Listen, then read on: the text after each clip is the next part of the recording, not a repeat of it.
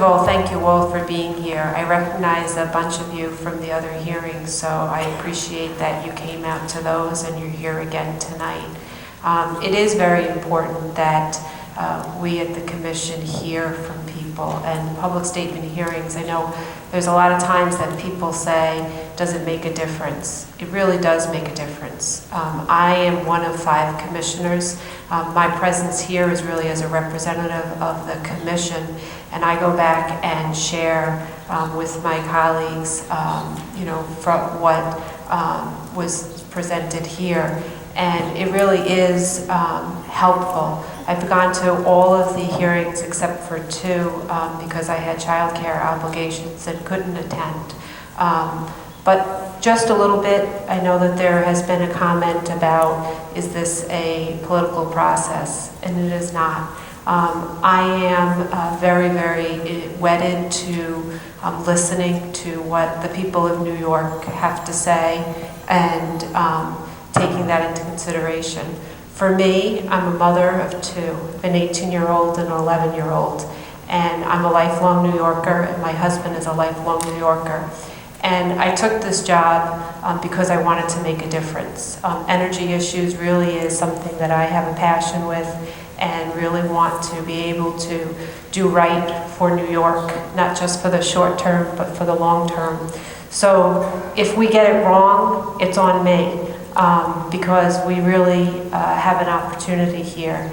I really do appreciate the passion that I've heard not only in this room, but from reading the comments and from the other hearings. And it doesn't bother me. I think it's important to bring it on and bring it on strong, obviously respectfully, but I do think it's really been eye-opening for me to see how many people have come out and attended the public hearings. We've increased the public hearings to other places because we heard loud and clear that there was a need. I just really want to tell you 2 things that for me really strike on me on a personal level just how important energy is. The paramount concern for me is really reliability. And in 2003, when there was a blackout, for me on a personal level, I had just gone back my first week. I was at that time executive director of the PTA, the state PTA. And what it meant for me was that not only from a work perspective, getting calls on terms of issues that were happening at the school level, but it meant that my whole freezer of breast milk was wiped out. So for those people who know what that means to a mother, that really was for me critical. I needed the reliability of the energy system, and it just wasn't there. Now I have a stimulator in my brain, which means that I need to be able to have access to energy to charge that. If I'm without it for 24 hours, that's a real problem. So it's a critical personal thing for me, and it's looking at really what we're doing, safety-wise, reliability-wise, and clean energy. So just so you know, on a personal level, it is personal for me, and I do want to make the right decisions. And to me, I see this hearing and really what we're doing in this entire process as our coming together and actively listening to the people of New York and how we can evolve to reflect our policy objectives, our concerns, and securing our energy future. But when I say the our, it's not just the one or the other, it's everybody together. So thank you for being here. I look forward to your comments. My name is Robert Murphy, M-U-R-P-H-Y. I am the Director of Economic Development for the City of Binghamton. And I'll do my best C-SPAN. I'll yield any additional time to the folks from Ithaca. After I just make one quick statement, I want to welcome everyone from the PSC to the City of Binghamton. We appreciate very much Commissioner Burman. Mr. Belcito did a great job with good humor through sometimes conflicting voices. And Judge Mulvaney, thank you very much for being here. As far as that goes, I would also just on the personal note, and I'll cede everything else to a written statement. I do want to say that as the son, a father of 4 sons, the oldest of which is did 27 months in Iraq, the importance of energy independence is important to me. And the fact that natural gas, I do see as a transitional, this is only my personal view, as a transitional power to get us from, coal and fuel and petroleum onto the more greener energies. I know that may not be the most popular statement in the room, but I think as a practical matter, that's part of the reliability issue. But again, I'll cede any additional time, and thank everyone for coming down here. Thank you. My name is Norman Farwell. I'm a home performance contractor in Otsego County, and we install renewables and energy conservation. The Rev Track 1 straw proposal is not a good faith response to the energy challenges faced by New York and should be restarted under a process that includes meaningful public participation and is driven by science and not corporate lobbying. The stakes in this initiative are enormous. Despite its opaque name, what REV proposes is a major transformation of systems that are at the foundation of lives of all New Yorkers. When the critical context of the climate crisis is factored in, the significance of these proceedings is impossible to overstate. One would expect, given the PSC's mission and the imperatives around this initiative, that DPS would have notified the public of these proceedings in a timely way and organized the process so that all stakeholders could participate in a functional and transparent way. On a highly complex issue such as this, one would expect extensive media outreach, the formal inclusion of municipalities, citizens groups, technical experts, and the scientific community. The fact that none of this appears to be happening will undermine the public's faith in the outcome. Our local representatives were blindsided by the announcement of this hearing only 3 weeks ago. The New York Times, to date, has run one editorial and not a single news article on this entire proceeding. By contrast, industry groups were clearly involved much earlier and more deeply. A position paper by the major utility companies called "Creating a 21st Century Electric System for New York State" was published February 26th of 2014, before these proceedings were even formally instituted. At a moment when corruption in Albany is very much in the news, there's a clear sense that REV reflects administrative regulatory capture by industry. The straw proposal should be improved as follows. The REV process should not proceed until the 2014 draft energy plan has been revised and finalized. The failings and weaknesses of that plan caused widespread consternation last year. Professor Tony Ingraffi of Cornell publicly mocked it as technical nonsense and pap. The REV proposes to make critical changes to the state's energy infrastructure by building on the assumptions underlying that discredited draft energy plan. The necessity for and planning around clean energy production should drive distribution decisions, not the other way around. The climate crisis. Climate concerns should be at the center of the straw proposal, given what science and mainstream economic authorities are now saying about the systemic risk it presents at all levels of our society. The straw proposal makes only passing reference to climate concerns. The word appears only 3 times in the document, despite the undeniable central importance of this issue for planning purposes. Control of New York State's energy future must be democratic and not corporate. The distributed system platform should be controlled by a transparent and publicly accountable entity. Utility control of the DSP will be a disastrous case of foxes running the henhouse. The state cannot outsource its responsibility to govern in the public interest and hand our energy future to the same multinational corporations that currently hold it hostage. The recent decision by the FCC to adopt a public utility model for control and management of the internet is relevant here. There are clear parallels between arguments for net neutrality and for energy democracy here in New York. The FCC, after receiving 4 million comments and severe backlash, finally rejected privatization of critical communication infrastructure as not being in the national interest.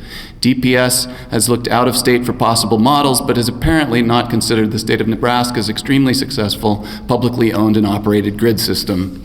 Likewise, former FERC Commissioner John Wellinghoff has publicly urged that distribution system operations should be controlled by an independent body and removed from the hands of power companies.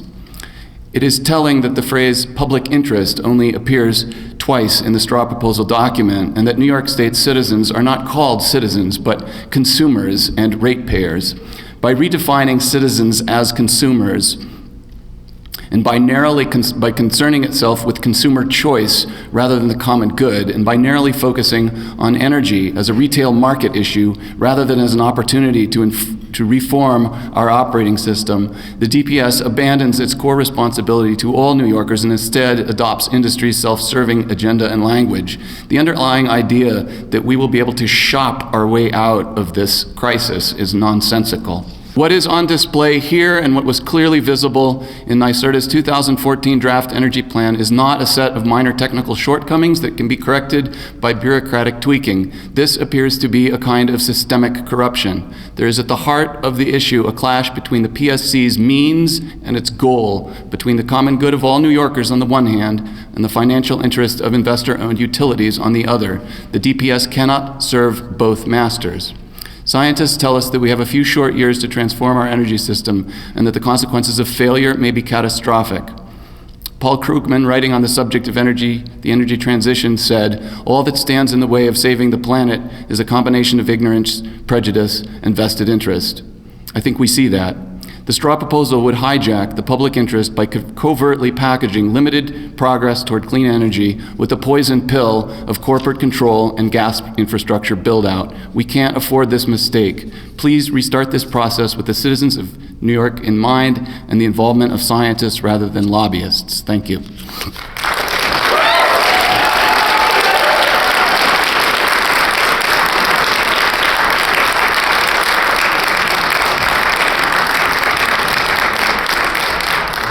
Good evening, and thank you for the opportunity to testify today at today's hearing. My name is Elazar Weissman, and I'm the Climate Change Project Leader for New York Public Interest Research Group, also known as NYPIRG. NYPIRG is New York's largest student-directed, nonpartisan, and not-for-profit research and advocacy organization. Our board of directors consists of college and university students elected from campuses with NYPIRG chapters across the state. We thank the Public Service Commission for providing the public with the opportunity to comment on the current reforming energy vision proposals under consideration. The REV offers New York a unique opportunity to mitigate the effects of climate change by reducing greenhouse gas emissions, enhancing the efficiency and conservation measures, boost the use of renewable energy while keeping the cost of energy affordable. While we continue to review the myriad of issues pertaining to REV and its relating proceedings, NYPIRG believes that the REV plan must define stringent pollution reduction and efficiency standards, incorporate aggressive goals for renewable energy, and establish measurable benchmarks and incentives to be met by the new distribution utilities. Clear metrics, firm benchmarks, and the ability to adjust during the steep learning curve of the marketplace reformation will be the critical importance to REV's success. New York State must take steps to move away from the reliance on fossil fuels. The United Nations Intergovernmental Panel on Climate Change recently stated that given the threats posed by greenhouse gases, the best strategy is to keep fossil fuels in the ground. Addressing climate change must and remain a guiding REV principle by incorporating policies that reduce New York's greenhouse gas emissions by at least 80% by 2050.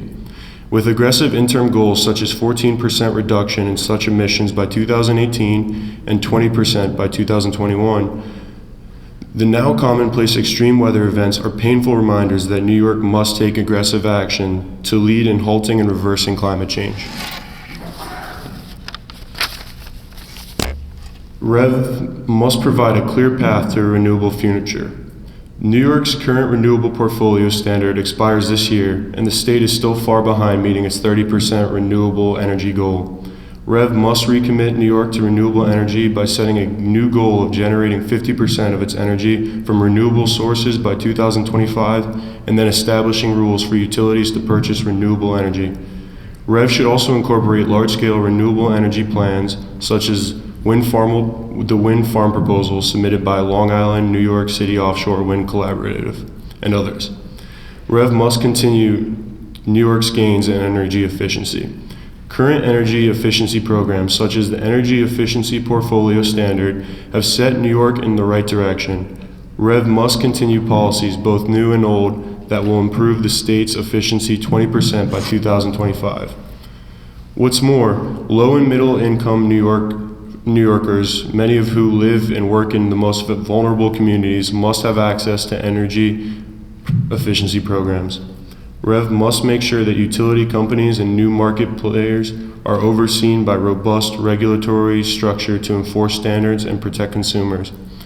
REV lays out for new distributed energy resources involving new market players.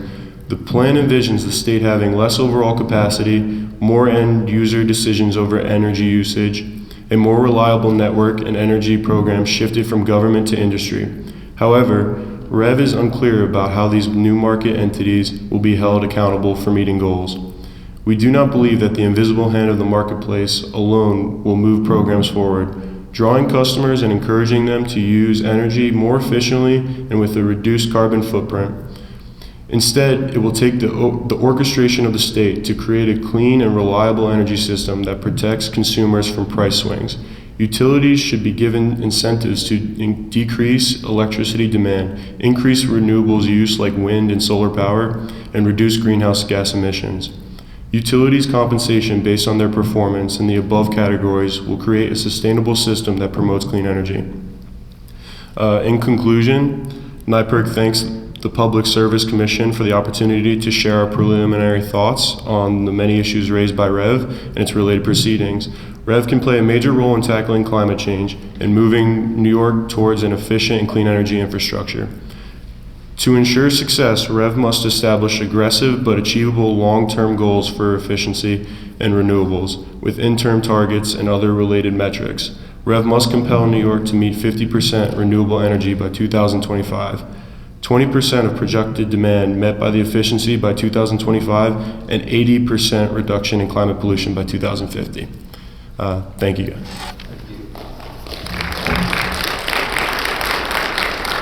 I'm Elizabeth Niels, and I come from the town of Butternuts, north of here.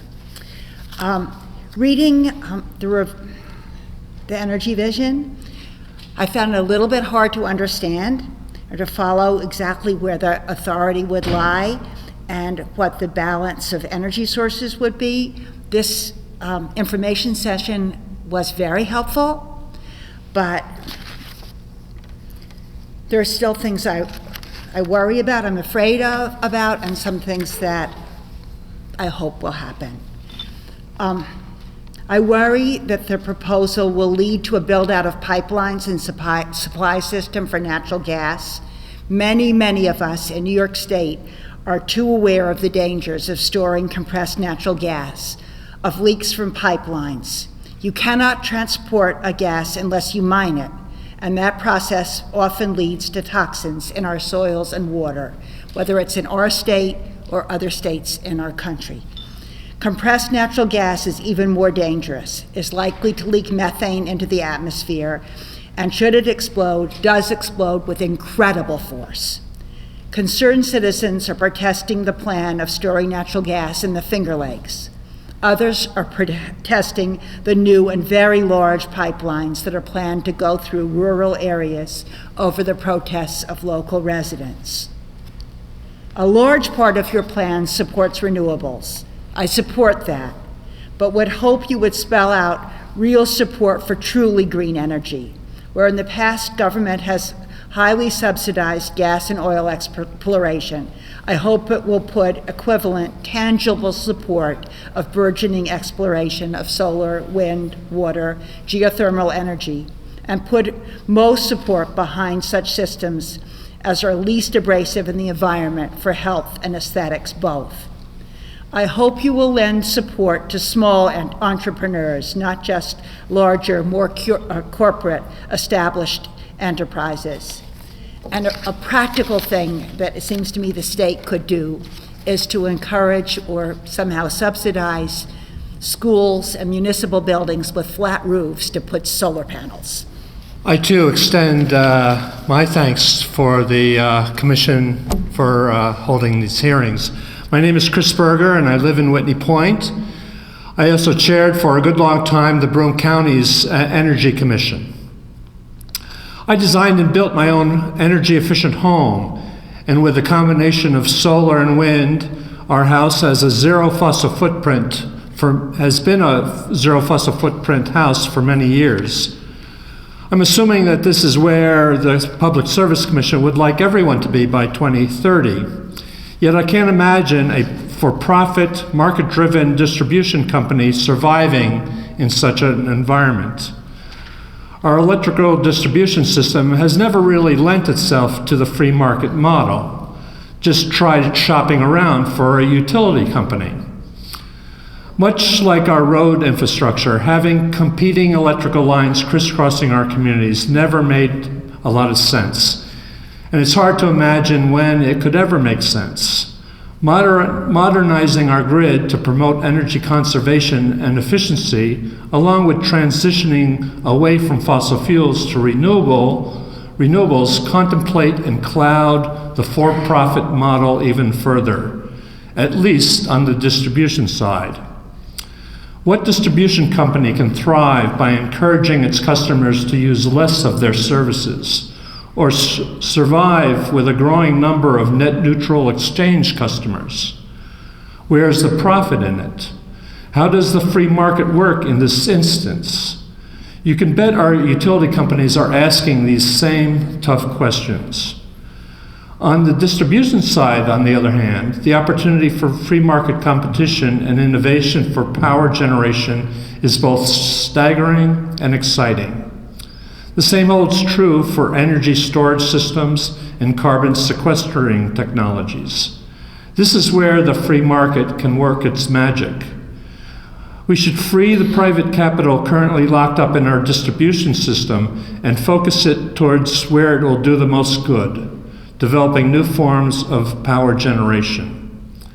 So number one, I would recommend the transition away from private ownership of the distribution system, where the free market never really worked anyway, to private capital investment in our energy generation systems. And of course, there are many opportunities for small system investments as well as larger community-based systems, all of which lends to the overall resiliency of the system as well as local job creation.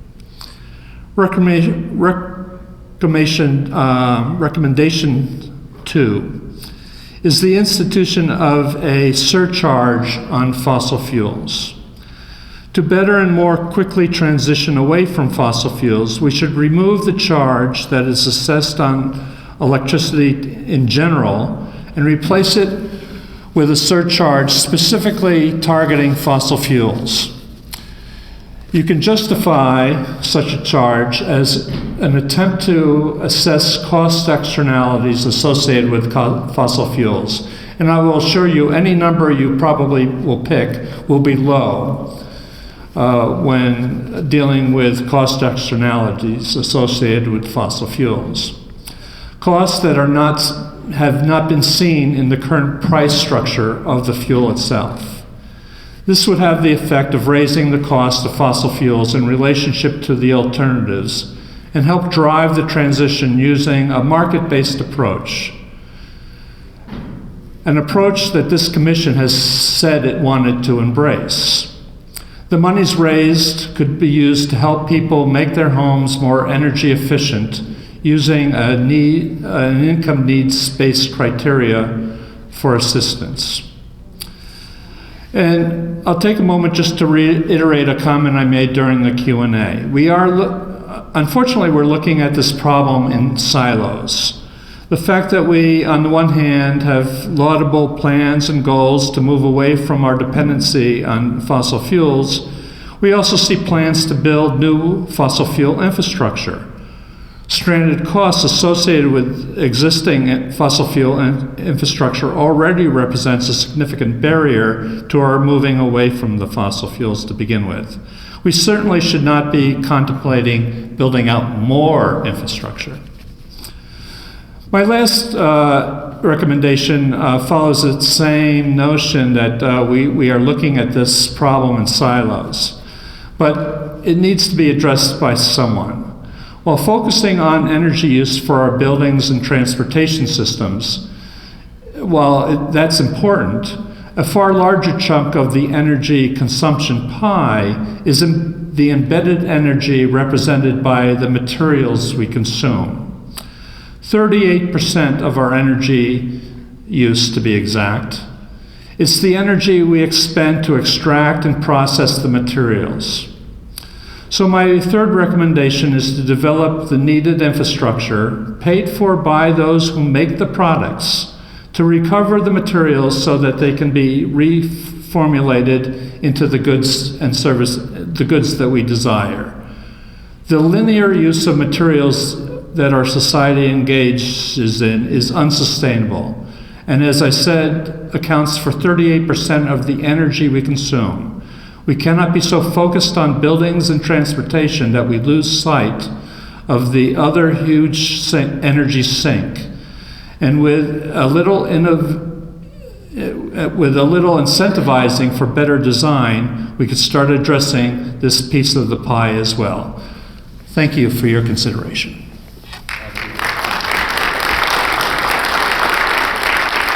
My name's Chris Kale. I live in the town of Ulysses, New York. I work as a consultant with predominantly rural small businesses. Years ago, sustainable agriculture faced many of the same hurdles that sustainable energy is facing today. We had a strong market demand, which I think you see here, for localized product, but we had systems that were organized around centralized production, coordinated by virtual monopoly players who crushed independent producers. Governmental entities in that time tended to define sustainable producers as niche or boutique producers, and there was a lack of access to capital for investments in the new systems being developed for local foods. We greatly accelerated the growth of the sustainable agriculture sector by employing structures that allowed the capital of the people who wanted local natural foods to support the increased availability of those products. I like to call that distributed, when you look at it in the energy sector, distributed energy along with distributed equity, so that the capital of the people who want a distributed energy system, which frankly may not be our investor-owned utilities, is actually driving that. If you compare and contrast the New York State attempt to increase competition and to drive down prices by deregulation, which I'm old enough to have been around when we were having these hearings about that, frankly, despite a lot of promises from PSC staff at that time, the average ratepayer saw very little, if any, benefit accrued to them in terms of actual savings. Certainly the savings were not what was touted or expected. Where renewable energy and energy conservation have made major inroads in places around the world, it's been due to the active support of government in many instances. And in fact, in New York State, where you see there actually having been real inroads made, it's typically in areas where there has been NYSERDA support. Again, I think the gentleman over here spoke earlier about how very successful those programs that were aimed at individual homeowners who wanted to make those improvements themselves, how that money was consistently used up and not enough compared to those monies that were made available to utilities, which were left and nothing happened with them. This is also similar to the experience in other countries, such as Germany, which has, for instance, an Office of Energy Cooperatives to provide financial and technical support to communities forming energy co-ops. Similarly, the 13% of US consumers that are currently served by energy co-ops were primarily underwritten initially by the US government, offering support through the Rural Electrification Act back in the days of FDR. Our former attempt at deregulation, which was sort of a previous effort to animate the markets, did not work in practice. Energy conservation and renewable energy subsidies have worked, and they can and should be improved to work better in the new revision, and for more people, not just for homeowners, but also for those who are not currently homeowners, but who may be renting their homes. And they should not be eliminated in favor of subsidizing investor-owned utilities and other private energy companies. Just again, past experience is that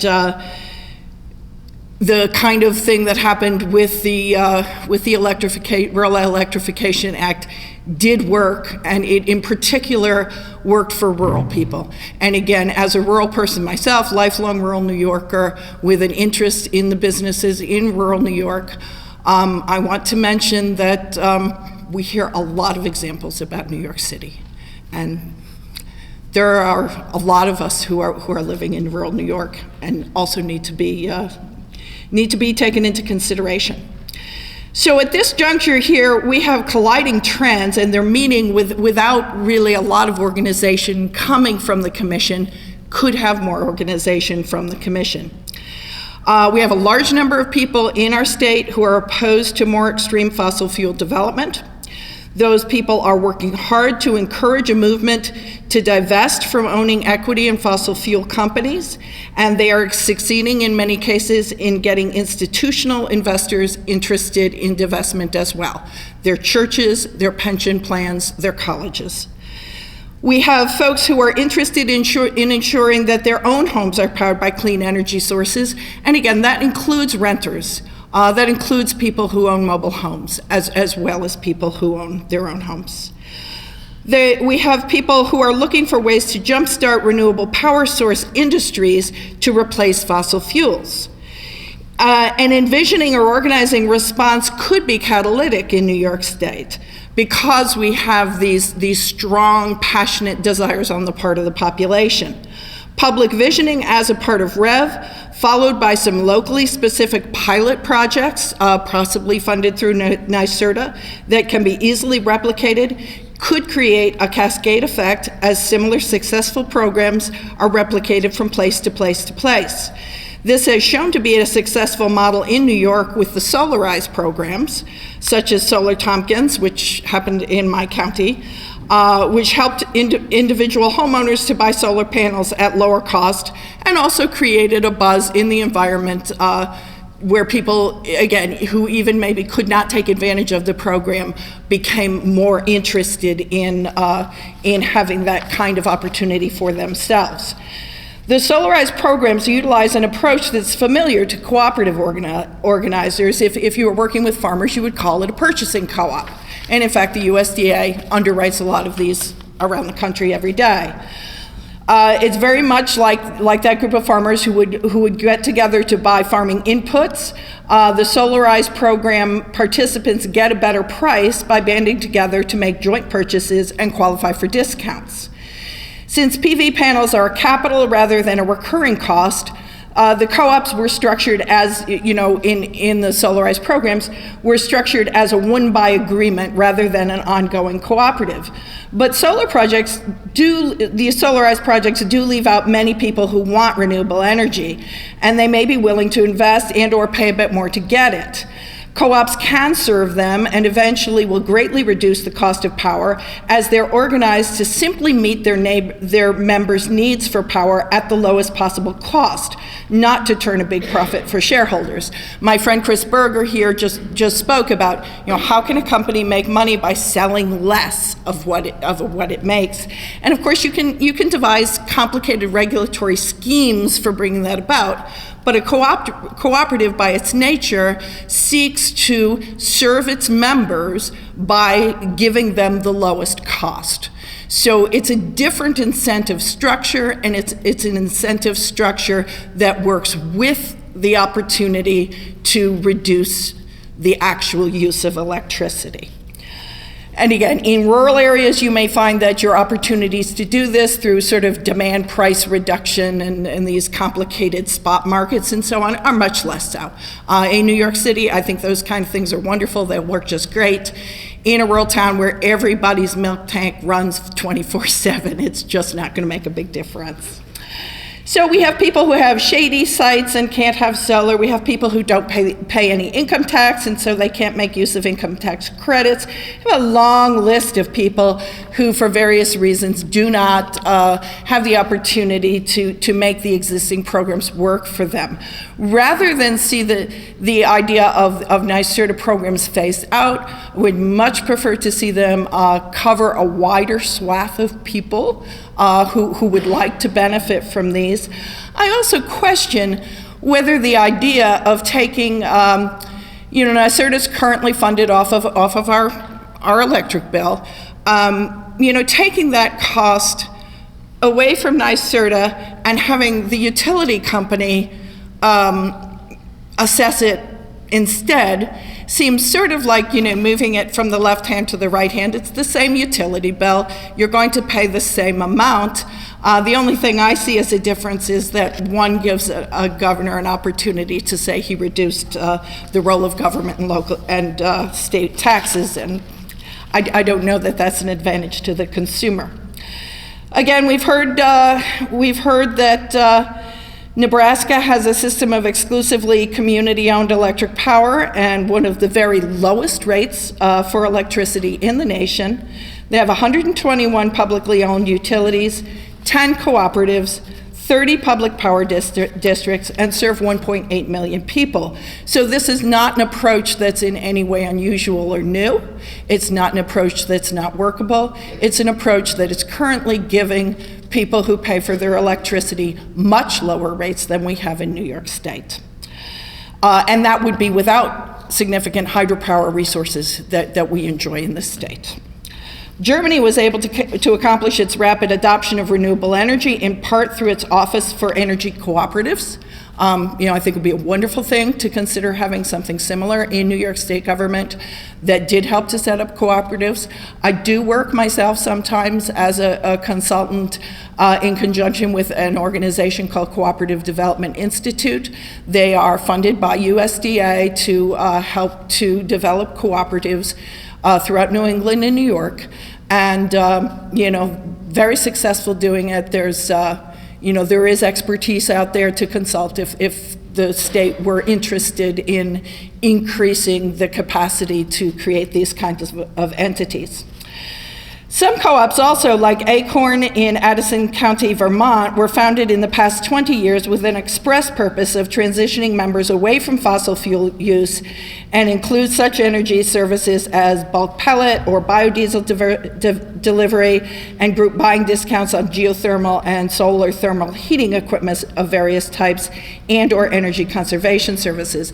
And that's very important. The PSC over the last many years has focused, I think, disproportionately on the electric system. I understand it's a very important system, but we also do have homes to heat throughout New York State.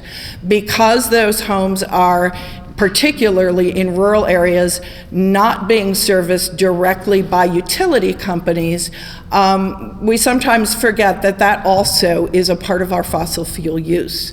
All of those homes that are operating on fuel oil, propane, et cetera, that's a large expenditure of fossil fuels and an area just ripe for energy conservation of various sorts. I just wanted to end by saying again that there are materials. This is a book, Power from the People, by a gentleman by the name of Greg Paul. Documents a large number of energy cooperatives being created throughout the New England states. Very current, ongoing thing. There's a group called Co-op Power that very much wants to expand into New York State. They've been sort of franchising, developing, and setting up small-scale cooperatives throughout New England, and very successfully doing that. Also, we have started seeing that happening in Pennsylvania with Clean Energy Co-op starting in the northwestern part of the state there. And I want to finally end by saying, there's another book here. We have Zephyr Teachout, who actually amazingly got a tremendous number of votes in the Democratic primary based on bringing up the very obvious fact that's now also being repeated by the feds and the FBI that we have a very corrupt system in Albany.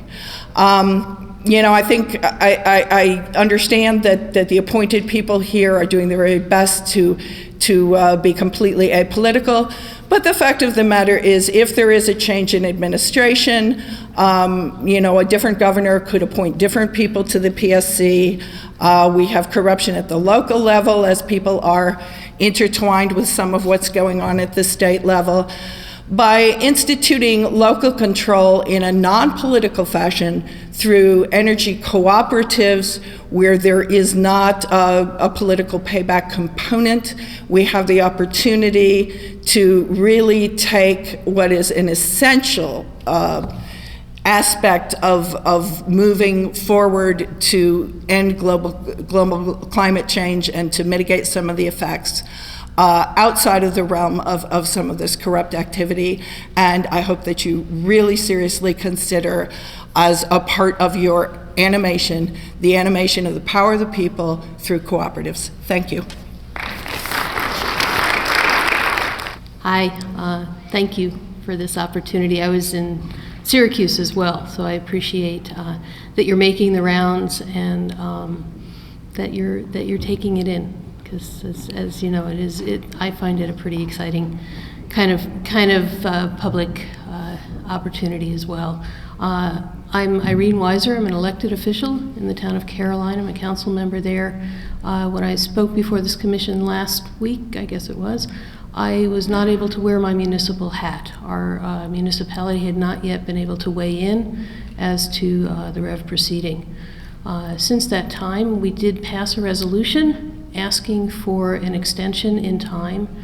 We recognized the fact that this is a very important proceeding.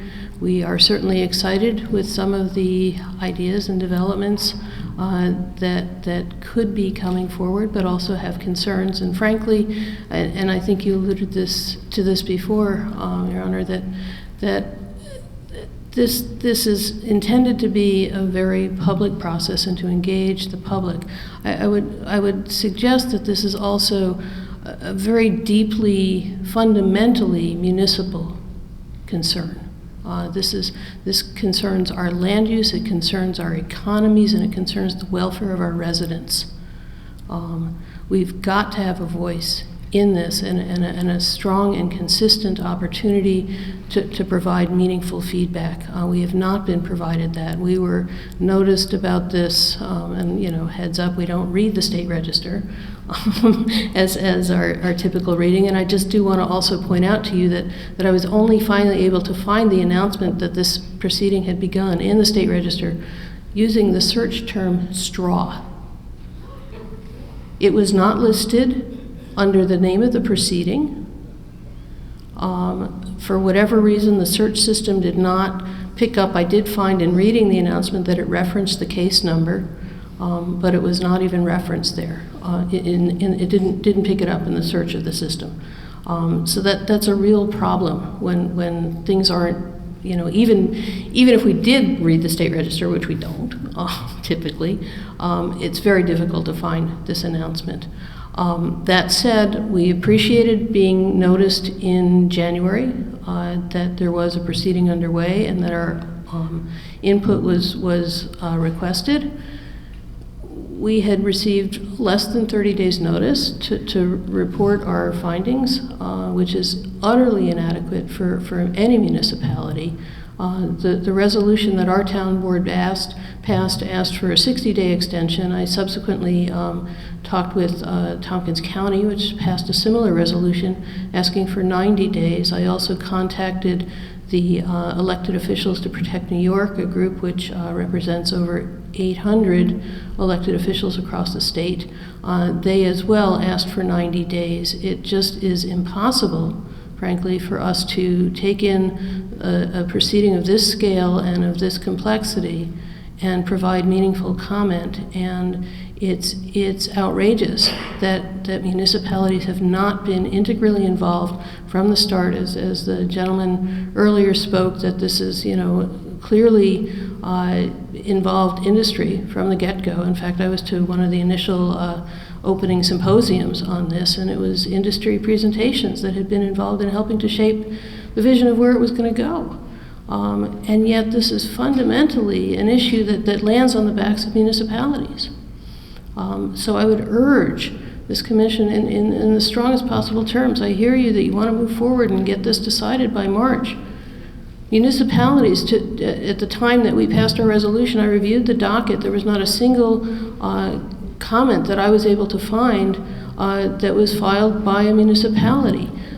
There's, excuse me, perhaps from the city of Manhattan, but for any of the, rest of the municipalities, some 900 municipalities in this state, 60-something odd counties.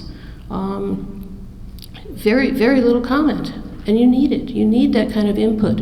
If anybody knows about utilities and what they do and how they perform and can we depend upon them, I promise you it's the local municipalities who deal with them. So it's mind-boggling to me that this proceeding has gone as far forward as it has without the involvement of municipalities. There are just a range of tremendous concerns. And so what I would certainly ask is to hit the brakes, allow, and please, so we received, after our resolution was submitted, we received a notice that the public hearing date was extended by 7 days. It's laughable. Most municipal boards meet one business meeting a month is not unusual. Some have 2 business meetings a month.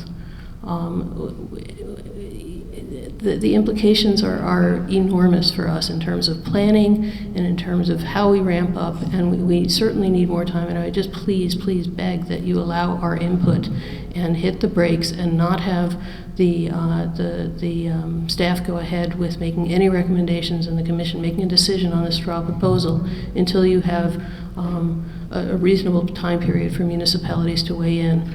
I also want to briefly address the community aggregation. What's it called? The community, 2 C's. Community choice aggregation. Thank you. In the community choice aggregation, there are very few parties at all. It seems that are responding to that to date. I believe that February 17th was the closing date for that as well, and that is even more fundamentally an issue that concerns municipalities. And the question that I saw that's being raised by the staff in that proceeding is the question of whether they should have municipalities, whether you guys should create regulations that would allow municipalities to have their residents opt in or opt out. And it struck me at first, what my answer would be for my municipality, but it struck me, this shouldn't even need to be a question. I think that what the commission should do, my recommendation would be, is that you set it up so either option is available and municipalities can make the choice, how do they want to enroll their residents? And it dawns on me that the staff are putting forward that kind of question as though it's something that they need to even begin to decide, that there's a gap of understanding of what a municipality's role is, which leads me to suggest to you that in addition to allowing time for municipalities to weigh in on these very important proceedings, that you also establish a committee of municipalities, of elected officials from the range of municipalities that well represent this state, from urban, from rural, from upstates, from downstates, from rich, from poor, from farming to, the whole range needs to be represented in order to get the kind of perspective that the commission needs to roll this out in a way that's going to work for the municipalities and our residents. So those are my comments. I thank you. My name is Wes Ernsberger from Owego. Thanks for this opportunity to share my thoughts with you. Now, my views are driven by the reality that climate change is such a severe problem that it's not merely an environmental issue, it's a survival issue. Furthermore, time is of the essence. It's imperative that we get our greenhouse gas emissions down near zero as rapidly as possible. I believe that everything that the Public Service Commission does should be informed by this basic reality. We need a New York energy plan with a well-defined, measurable goals that put our state on a rapid path to zero emissions. This should include a sub-goal that is appropriate for those economic activities that the PSC is responsible for overseeing. The PSC should measure progress towards its goals so that its policies and incentives can be adjusted over time as needed so that its emissions goal is met. I believe that a market approach, if implemented properly, would be even more effective than the current subsidy system. The market would serve us well if the price of fossil fuels reflects the true cost to society. This is best done at the national level through a revenue-neutral carbon tax. Until that is done, however, I feel that there is much value in states like New York building similar incentives into the pricing structure. It is important that the price of fossil fuels reflect the total social cost caused by all greenhouse gas emissions, not just carbon dioxide. These emissions need to be measured over the total life cycle of exploration, production, distribution, and use. In particular, the climate impact of methane emissions needs to be fully taken into account. And in the case of fracking, the additional social costs that arise from the numerous associated health and environmental impacts should be added to that. But the key message I want to leave you with is this. The climate catastrophe needs such urgent attention that all our decisions need to be guided by that reality. Thank you. Good evening. My name is Adam Flint. I'm wearing two hats. I'm the program manager for Southern Tier Solar Works, the energy program of the Binghamton Regional Sustainability Coalition. We are founding members of the Energy Democracy Working Group, and while we needed much more time to do our jobs correctly, we thank you for coming here and doing these hearings.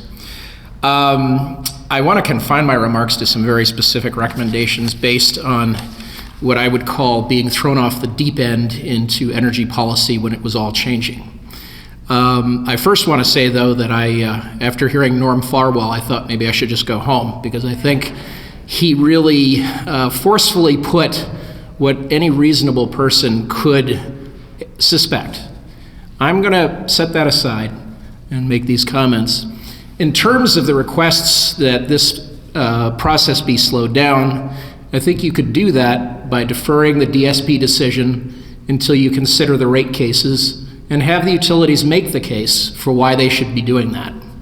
In the meanwhile, I think you need to do a much more thorough job of considering alternatives and doing a cost-benefit comparison with some concrete alternatives.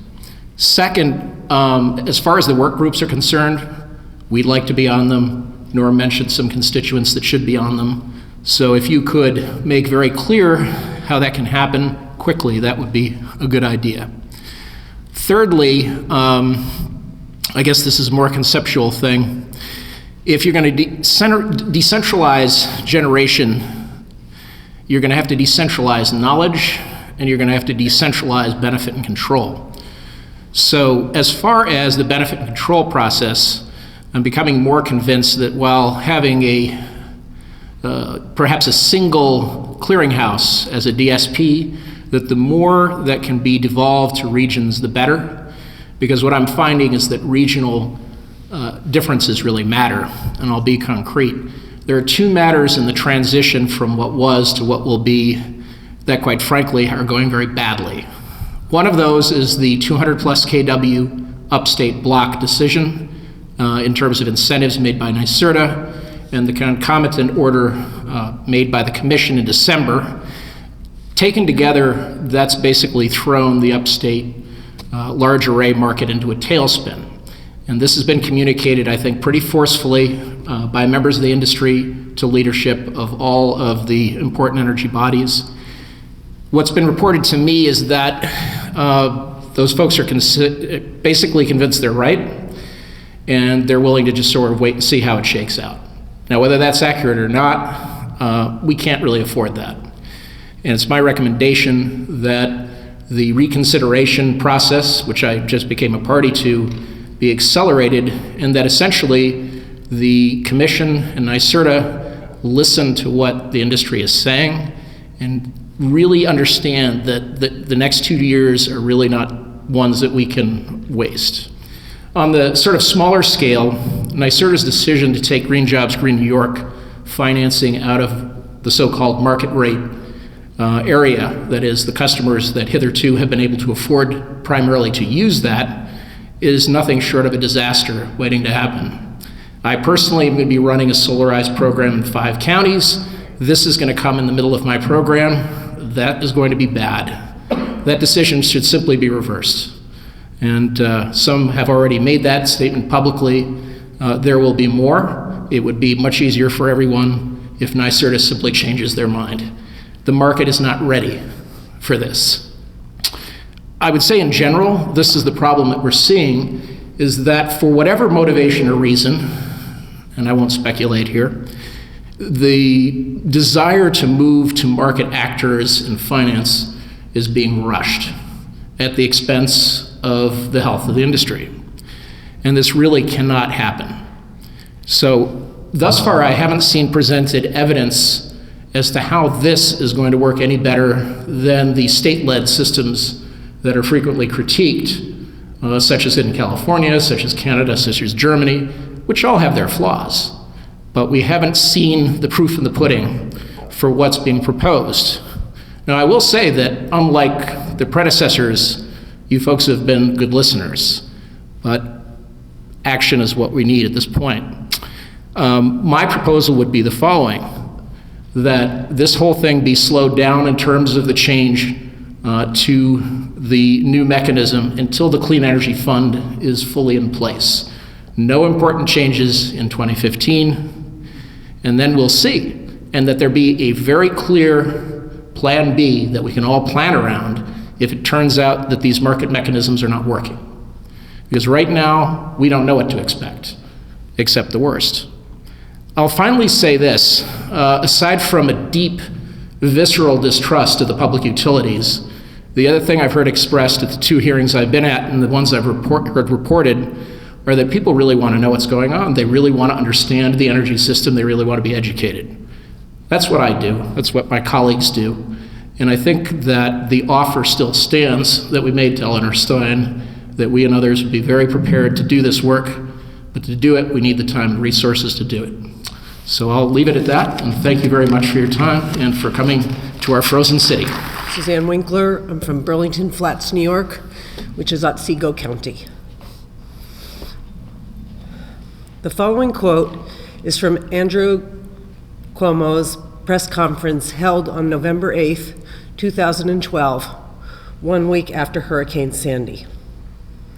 There's a wake-up call here, and there's a lesson to be learned. There's a reality that has existed for a long time that we have been blind to, and that climate change, extreme weather, call it what you will, and our vulnerability to it. It was 10 years ago, it was true 5 years ago, but it's undeniable today. With that in mind, I'm very uncomfortable with the staff's draw proposal that's in its present form. Whether by design or the lack thereof, the REV falls seriously short of addressing the reality of global warming. Surely staff is familiar with the science, repeated often, that the large majority of fossil fuels, including gas, will need to remain in the ground if we're to avoid dangerous climate change.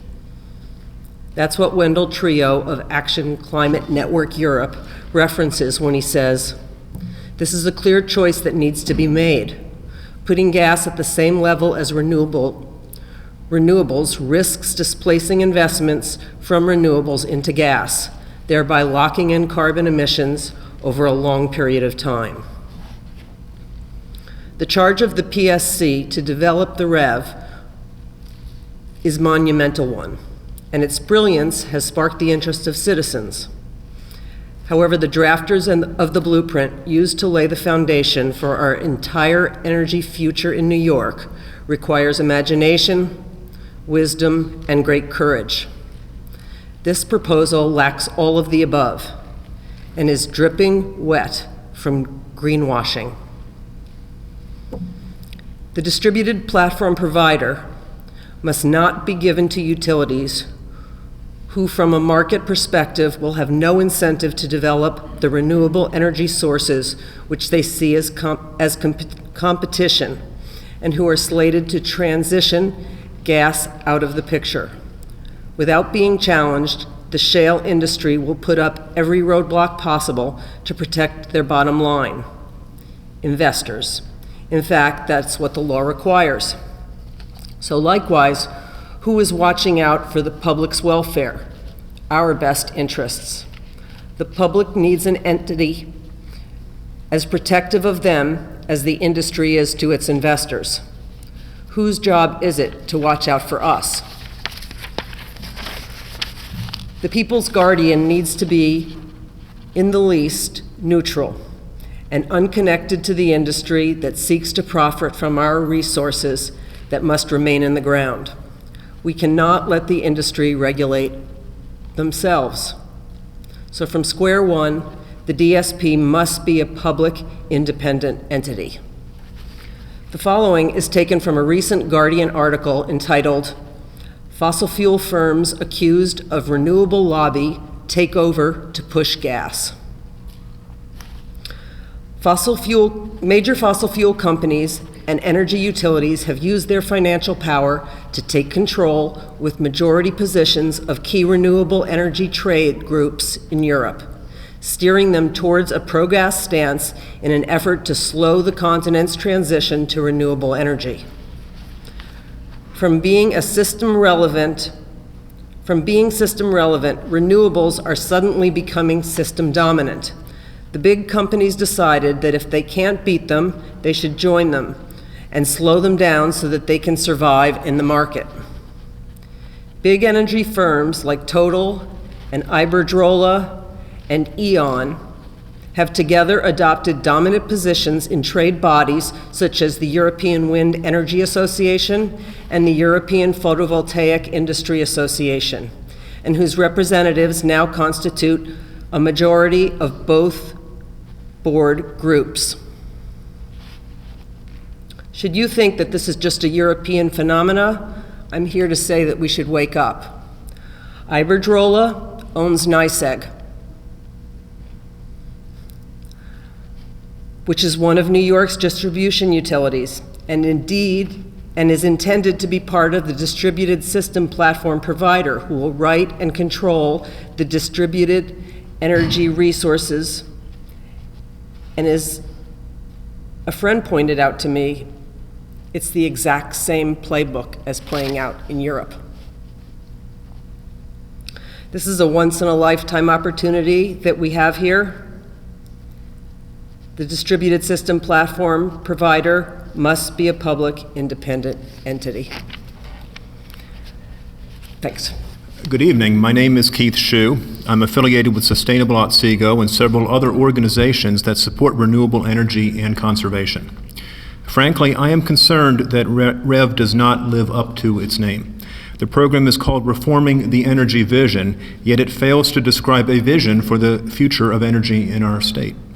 Presently, the only vision that we have is this draft New York State Energy Plan released in January of last year. Widely criticized, that plan contained plenty of colorful, glossy pictures of solar panels and wind turbines. However, it has become horribly clear to anyone looking at numbers in that document that the draft plan actually had very little to do with renewables, and that its main thrust was to meet New York State's future energy needs by constructing new gas-fired power plants and accelerating the proliferation of gas infrastructure. While it gave lip service to a goal of reducing greenhouse gas emissions, it provided no strategy whatsoever for how that could be accomplished, shackling us to a future of even greater dependence on fossil fuels. Please level with us. New Yorkers deserve to know whether REV is a departure from that misguided vision or simply the implementation of it. I'm an electrical engineer myself. I've been inside power plants. I know how they work, and I know something about how electricity flows in the grid. The inconvenient truth is that a decentralized network for electricity distribution does not only benefit renewables. Unfortunately, it is also highly conducive to the build-out of numerous small and mid-sized gas-fired power plants all over New York State to replace or augment today's larger coal and nuclear facilities. With more pipelines being built and expanded every day, those gas-fired power plants could literally pop up all over the place unless controls are put in place to prevent that from happening. Moreover, enhancing the grid so that power flows more easily will enable the construction of gas facilities upstate to power areas downstate. This, in combination with the creation of DSPs controlled by today's entrenched players, provides no assurance that REV will actually take us to a future where a greater percentage of our energy needs come from renewables instead of fossil fuels. As presently proposed, REV would coddle those existing investor-industry relationships, perhaps even allowing them to thwart what might otherwise be opportunities for meaningful growth in renewables. Likewise, REV fails to clearly describe the nature of microgrids, whether they are intended to promote localized solar farms or will instead become regional-based grids conducive to gas-fired facilities. I'm also deeply concerned that the proposed Clean Energy Fund will promote gas. Governor Cuomo's energy czar, Richard Kaufman, was incredibly vague about this on the REV webinar that he hosted a couple of weeks ago. Everyone knows that the word clean has lost all meaning in the English language as it relates to energy.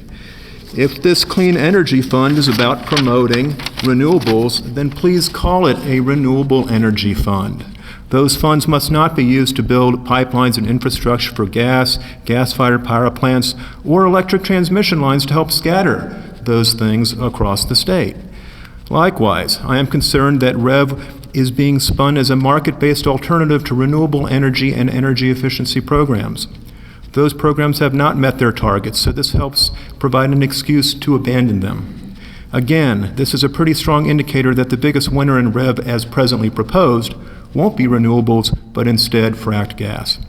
Furthermore, it is also not clear what REV means by leveraging ratepayer funds to animate markets. It should not mean that it is acceptable to increase people's gas or electricity bills in order to build more pipelines and similar infrastructure. In December, Governor Cuomo and DEC Secretary Martens did a great thing by telling us that they will prohibit high-volume hydraulic fracking in New York. However, if our response to that is to simply increase the amount of frack gas that we bring in from Pennsylvania and elsewhere, and thus further harm people living in those places, then we have a serious moral and ethical problem on our hands. The bottom line is that we're not going to solve that problem by tiptoeing around the edges of this issue.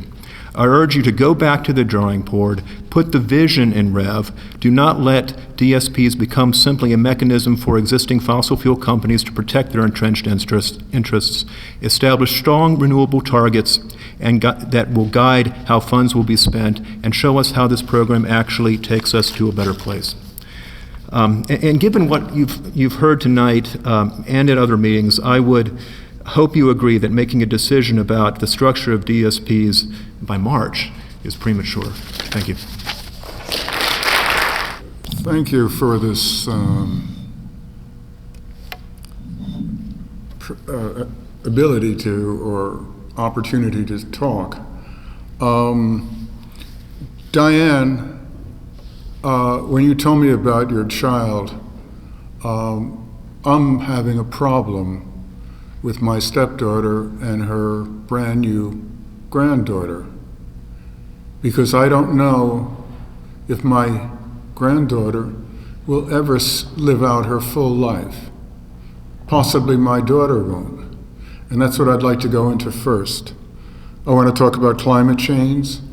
I want to talk about economics, existing economics of power production, and lastly, morality.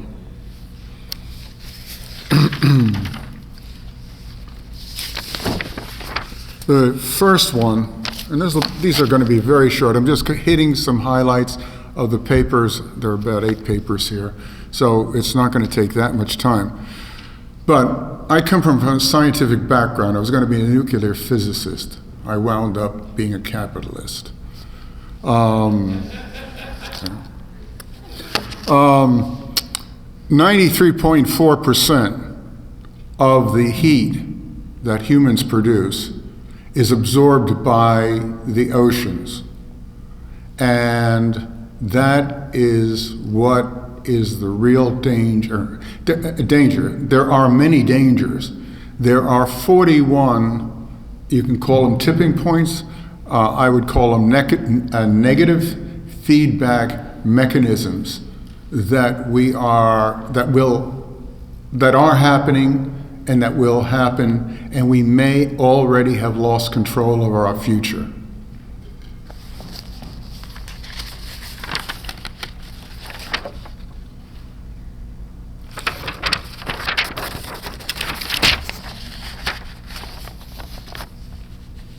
This is from NASA. Remember that more than 90% of human-induced planetary warming gas goes into the oceans, while only 2% goes into the atmosphere. So a small change in ocean uptake can have huge impacts on surface temperature. But here's where the media sometimes single-minded focus on one statistics. The hottest day on record misses the real story from the latest scientific data and analysis. The human cause of rise in surface temperature never paused, never even slowed significantly. And that means likely headed towards a period of rapid surface temperature warming. And that brings to the ice that is melting in the Arctic and slightly growing in Antarctic. And people use that as a device to say, oh, well, it's getting warmer here, or you're getting more ice up there, and you're getting less ice in the Arctic. Well, the reality is it's not even Steven. This is a graph it was done by NASA's Earth Observatory. You can pursue it later. But I want to read some highlights of it. It's just short. Comparing Arctic ice sea loss to Antarctic sea ice loss shows a gain that the planet has been shedding sea ice at an average annual rate of 13,500 square miles since 1979, the equivalent of losing an area of sea ice larger than the state of Maryland every year. Credit NASA Observatory, okay? Then we go down. Even though sea ice reached a new record sea ice loss reached a new record this past September, global sea ice is still decreasing. Furthermore, and this is a really important paragraph, the global ice decrease has been accelerated. In the first half of the record, 1979 to 96, the sea ice loss was about 8,300 square miles per year. This rate has more than doubled for the second half of the period, from 1996 to 1913, when there was an average loss of 19,500 square miles, an average yearly loss larger than the state of Vermont and New Hampshire combined. One of the reasons people should care about sea ice decreases, ice is highly reflective, whereas liquid ocean is very absorptive. This means more retention of sun radiation within the Earth system and further heating. Okay, let me go on to something else. Now those two lead to this paper. And this is the paper which essentially is the nail in the coffin. And I say that with anxiety, because I am anxious about this, because I want my daughter to live, and I want my granddaughter to live. We're undergoing an early stage of abrupt climate change already right now. As such, a rapid self-fulfilling temperature rise of 5 or 6 centigrade would devastate life as we know it. What is important is the temperature distribution on the planet on a latitude basis. The Arctic is absorbing a lot more energy by itself at a much greater rate than anywhere else on the planet. In fact, on average, in the last number of decades, the Arctic temperature has risen 1 degree per decade, where the global average temperature rise has been about 0.15 centigrade per decade. So the ratio is 6 or 7 times more.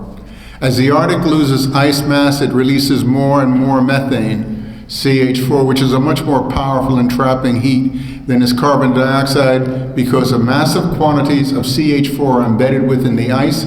Only a small fraction may cause the planet to heat up rapidly, going directly into overdrive, resulting in numerous outgrowth negative impacting life. As for example, rapid increase in sea level, flooding coastal cities, embedding droughts, diminishing agricultural production, severe storm activity, and horrific heat throughout the mid-latitudes, resulting in panic, illness, and sudden death. It is likely to turn world chaotic. And I would like to say something about methane. You hear the heating effects of methane. So I did a study on it. And you hear, depending on who wants you to believe what, 100 year, which is only 20 times CO2, 20 years, which is about 87 times CO2. But I figured, what does it do in the first year? Well, it turns out I estimated 125, and there was a scientific paper that was published. It was 130, so I was close. That means that each molecule of methane has 130 times the heating power of a carbon dioxide molecule. Let me go on, please. At that point, further warming of the Arctic ice, sea level rise, methane release, that is the time bomb. It's methane hydrate that will be sublimating. It is sublimating now on the in the Arctic Ocean and along the coast of Siberia. In that time, abrupt climate change could become unstoppable. That may have already have happened. The fuse will have been lit and it will be going off very quickly. We consider it an absolute scandal that the IPCC, Intergovernmental Panel of Climate Change, says nothing about the greatest threat to humanity since civilization began. And that is an absolute truth, because this will kill all humans. Dr. Natalie, and this is important of the study that it was done between the Russians and the United States. Dr. Natalie Sarkov, who leads the Russian-US methane study at the International Arctic Research Center at the University of Alaska Fairbanks and Pacific Ocean Institute, Far East Branch of Russian Academic Science, Dr. Shakov's expedition to the Arctic convinced her that only a tiny percentage of the vast amount of methane buried in the Arctic ice is necessary to double the current atmospheric CH4. Worse yet, she suspects an outburst of 50 gigatons could happen at any time. In many respects, this would be a disaster beyond repair, because once that happens, it becomes a positive feedback mechanism, and it's all over. She said, "We do not like what we see." And then I won't read this, but I'm just going to tell you what they are. On the economic basis, I said there was climate change, the second one was economics. Credit Suisse projects 85% of U.S. energy demand growth coming from renewables through 2025. If we get stuck in doing natural gas, it will raise the natural gas methane loss to the atmosphere, and in addition, it's not economically viable, and that's why the banks are betting not on methane or gas production, but they're saying solar and wind. are going to be the leaders around the world. That is from Credit Suisse. This is from Citigroup. Citigroup predicts battery storage will hasten the demise of fossil fuels. And Deutsche Bank from Germany, Deutsche Bank, predicts solar parity grid in 80% of the global market by 2017, only 2 years away. So, and then the last thing I want to say is that nothing was mentioned about wind. We had in New York Harbor, there was an area that was projected for wind. It's now being interfered with by it's called an import facility. Actually, it's going to be an export facility in New York Harbor, which is a whole other matter. But 35% of all new power generated built in the United States since 2005 has come from the wind, more than new gas or coal plants combined.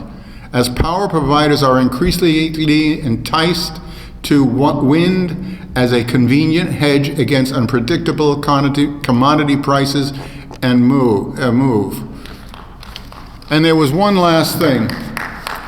The cost of technology and energy production via renewables is coming down every day. The cost of renewables, as they become more and more scarce, is going up. The banks are betting against gas and oil. Thank you. Thank you for being here. I'll be brief. So on December 17th, 2014, Governor Cuomo cited scientifically proven knowledge that hydraulic fracturing is inherently dangerous to the New York State general public. It would be entirely hypocritical to import the same energy from the same fuel and the same extraction process from other states that the governor just declared unsafe to New York's public. This is not to say that all natural gas drilling is unsafe, but the massive glut of gas on the market that has led to the decrease in the price of this commodity is because of hydrofracking. The shale gas boom greatly increases the likelihood that New York will still support the practice of hydrofracking via imports of natural gas and gas energy. I think the room can agree that we're asking the REV policy does not include any use of natural gas as well as any other fossil fuel in the long-term part of this policy.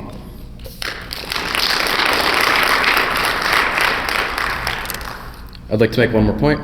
The presenter tonight stated that legislation like REV is long overdue, but that doesn't mean this legislation should be enacted within the next few weeks or months as it's been discussed tonight. We need more time. The DEC gave us more time over and over again to make public comments and to interpret scientific data on hydrofracking. We're demanding that more time is given for the same things, public comments and interpretation, before any concrete legislation is passed concerning the REV legislation. Thank you. Hello, I'm Abram Loeb from Frack Free New York and Frack Free Nation. We represent thousands of voices across New York State and across the region.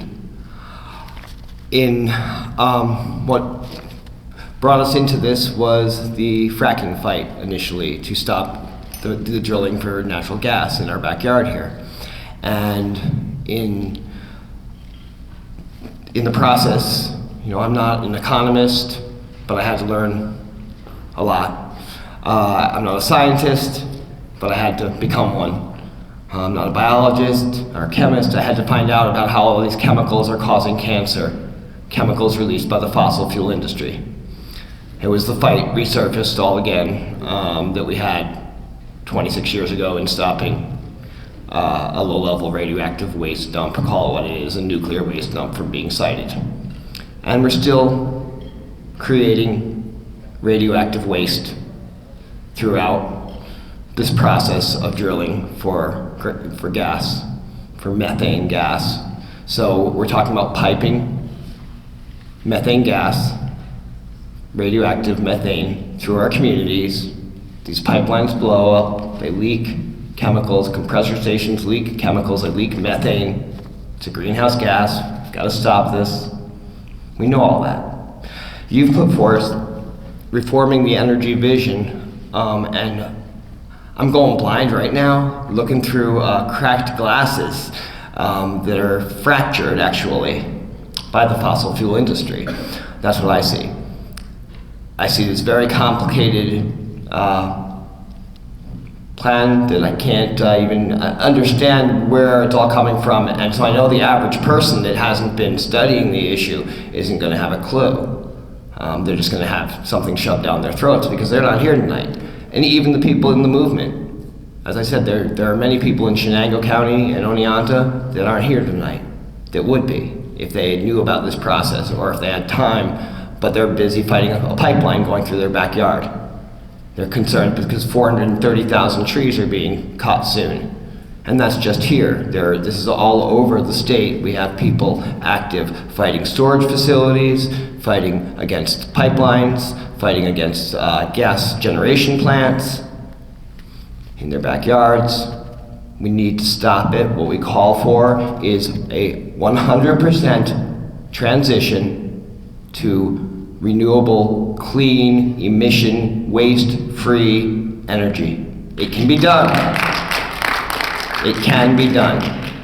Now, at the pipeline hearing last month, or December, January, whenever it was, there were many union guys there speaking for the pipeline. They want their short-term jobs that they'll have.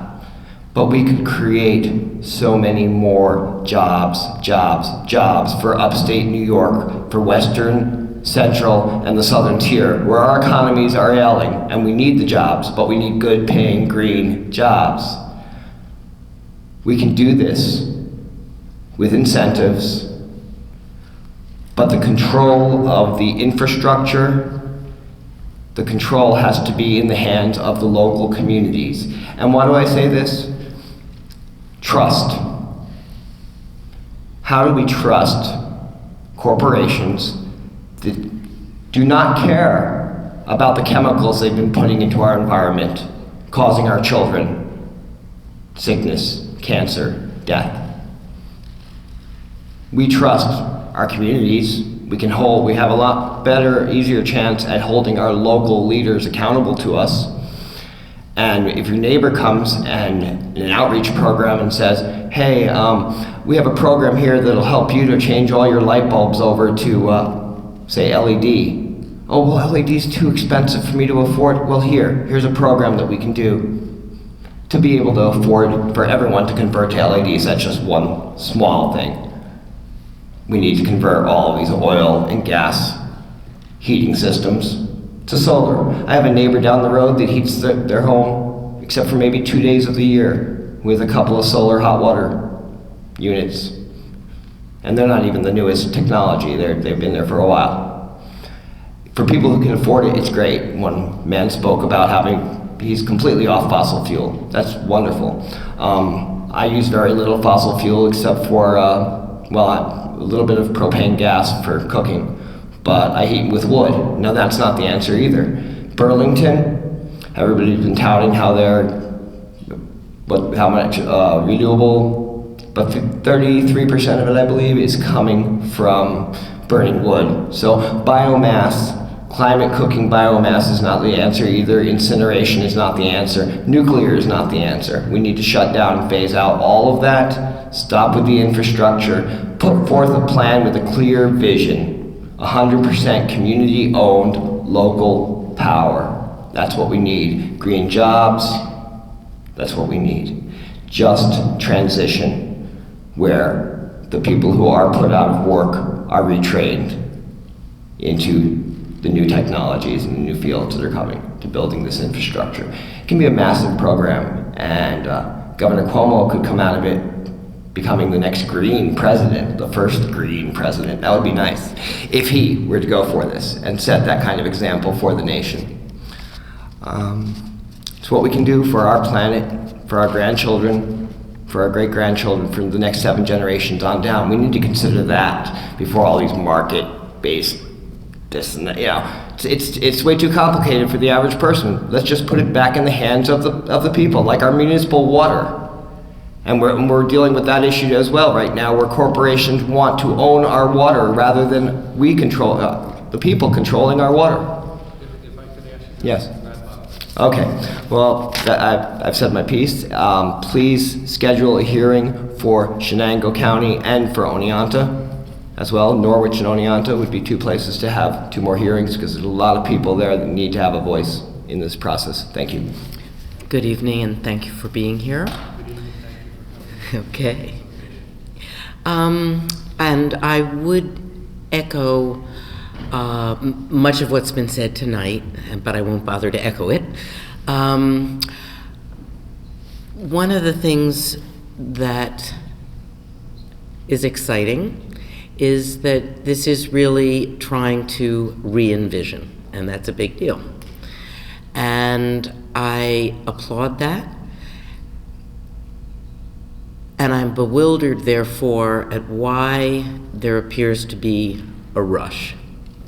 What you're hearing a lot tonight is people are just kind of coming up to speed. This is complicated. This is more than many of us have thought about. And we've learned about it. I'm sure you've been thinking about it a lot for a long time. We've only begun thinking about it, many of us. So I think it's easy, of course, to go with the usual suspects, right? The utilities have been part of who you've talked to for many years. They're there, they're ready. They have a lot of guys who are paid a lot of money to be on top of these things. The people you see here tonight are people with other jobs, other commitments, and they're doing this because they care, because they're passionate, and I truly believe you are interested in hearing what we all have to say. I would challenge you, therefore, to put the brakes on. There's no reason that this has to be considered at a March meeting, I don't believe. Put the brakes on and really find some creative ways to engage stakeholders, municipalities, citizen organizations that are believe in the democratization of the energy system. Find creative ways to engage them. These people, as I say, are volunteers. They're here, they're spending their own money to get to these places. They're taking time off from their jobs, many of them, to get to these hearings. I would challenge you to find a way to include them and, in fact, to subsidize their participation. As I say, the people from industry are paid big bucks to be there. These are people who are putting themselves out to be there, and they need a way to have you support that.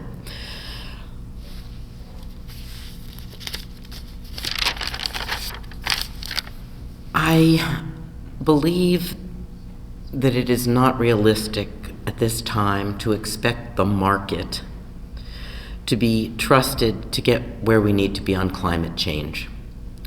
And I'm fearful that the picture, and again, I don't think I understand the REV vision in great depth, but I'm fearful that it's envisioning that the market will take care of this.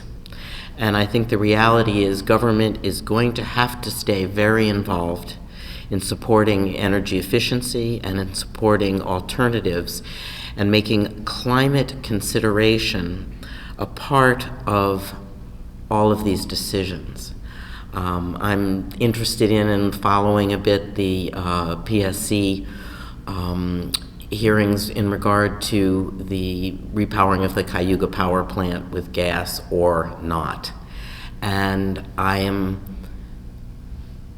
incredulous that one would even consider the repowering given the climate change implications of the 2 proposals.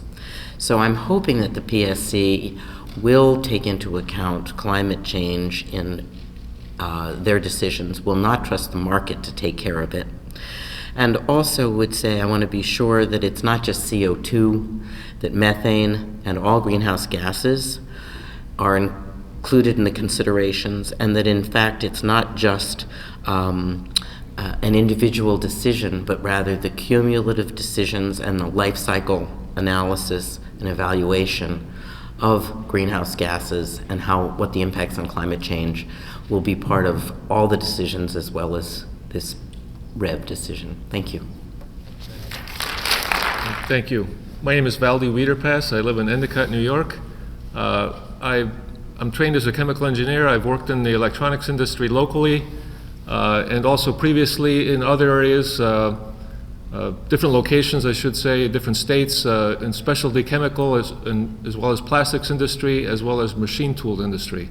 I know a lot about waste and toxicity, and because I've been involved with that too, but I'm not going to get into that now. I'm a member of the Sierra Club and other local groups in support of renewable energy and the prevention of climate change. Climate change is the imminent thing that really needs to be driving this change that you're envisioning here. Thank you for the opportunity to provide suggestions to help make REV better and to meet the needs of our community and to help New York State be a leader in how electric generation and distribution can be updated to rapidly transition to renewable energy for the sake of our future. And not just our future, but future generations as well, and the rest of the life on this planet. I'm happy that REV has been proposed, but I'm concerned that the transition to clean, renewable energy will not happen fast enough to prevent climate change from reaching a tipping point, as the gentleman previously was talking about. People roughly estimate that we only have 10 years at most, maybe even less, to make the change, to get away from fossil fuels. And as somebody else mentioned, 80% is the estimate of the amount of fossil fuels, of the known reserves that have to be left in the ground.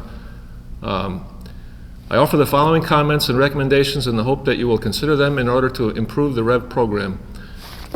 This local community has already been devastated by 2 severe floods from intense multi-day downpours that produced close to a foot of rain in a few days. These 2 100-year flood category events that happened in the southern tier occurred in a 6-year or less, maybe 5.5-year span, and they're believed to be aggravated by greenhouse gas-induced climate change. So this is a real issue. This is not something that's just a theory that we're some people are just speculating on, and environmentalists are all, just speculating on. We need to move away from dirty, dangerous fossil fuels and reduce both CO2 emissions as well as all greenhouse gas emissions, including fugitive methane emissions and soot. This is the right thing to do for the sake of our kids and future generations, as well as saving the adverse costs of business as usual fossil fuel-based energy generation that would be incurred for dealing with climate change, as well as pollution and health risks. The costs of fossil fuels are currently not charged to industry, but rather are mostly left to society to pay for. It should be noted that methane is 86 times more potent. That's just an estimate. The gentleman previously talked that it might even be higher. 86 times more potent as a greenhouse gas than CO2 in the first 20 years after it escapes into the atmosphere. Any escape of methane into the air that is above 2% of the amount actually burned will make methane a larger contributor to global climate change than the use of other fossil fuels. So right there, methane is not really a clean fuel. Recommendations. Number 1, set a goal of 50% renewable energy for New York electricity by 2021 and 100% renewable energy by the end of 2025. To achieve this, the PSC should issue a commission order that commits New York State to meet these goals. Renewable portfolio standard that expires this year should be replaced by a new policy requiring utilities to buy renewable energy in order to get New York to 50% renewable energy by 2021 and 100% renewable energy by the end of 2025. 2, the PSC should benchmark existing usage and efficiency and set targets to reduce electricity used across New York State by 20% by 2025.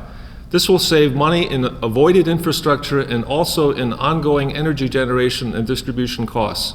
It will also help reduce greenhouse gas emissions.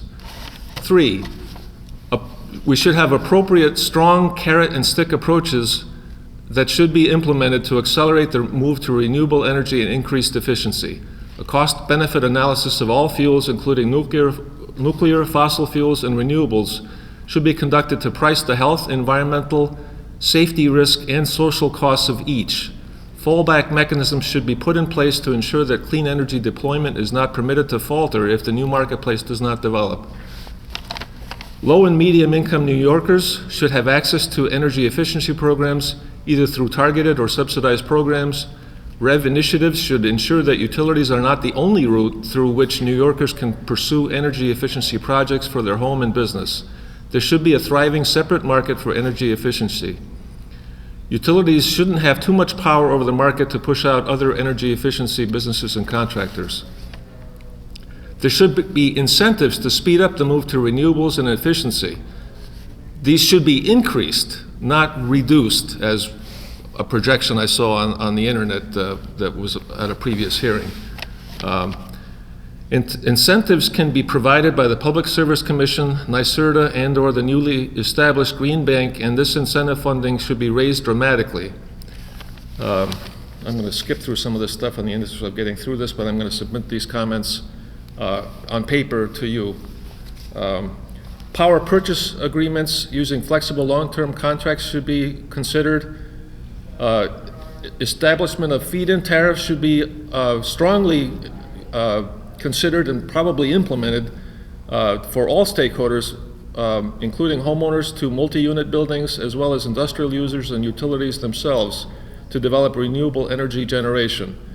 This approach of feed-in tariffs was successfully used in a project by the Long Island Power Authority, and it has also been used in Germany to lead to what's now 28% of the nation's energy being produced from solar and wind sources.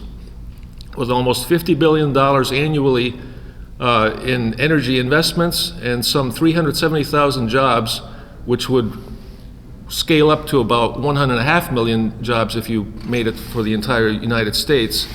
And it also leads to stable energy prices which permit business to flourish. This should be done here in New York State. Also, the current renewable portfolio standard can be maintained side by side with market development with enforceable renewable energy and efficiency goals. Low cost and easy financing should be offered for renewable energy projects. Public education should be provided about REV and its incentives. Smart grid technology needs to be used to signal energy use and demand response, and the user should be financially rewarded for shifting power usage away from peak periods and providing energy storage, such as grid-connected electric car batteries to help smooth out loads. Electric car chargers should also be promoted across the states to encourage people to buy electric cars, because that'll help the grid as well. A price for carbon should be introduced as part of REV.